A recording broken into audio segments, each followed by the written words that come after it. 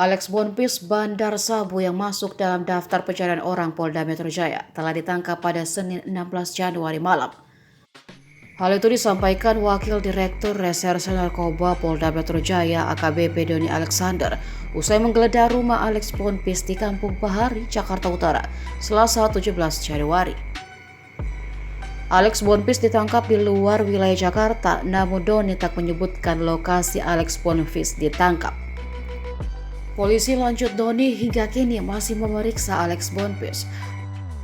Namun Doni tidak memerinci berkait penyelidikan tersebut. Dia berdalih akan menyampaikannya di Mapolda Metro Jaya.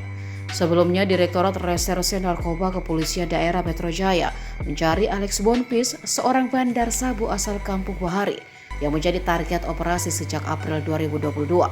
Alex Bonpis diketahui jadi buronan polisi sejak anak buahnya ditangkap dengan barang bukti 5 kg sabu.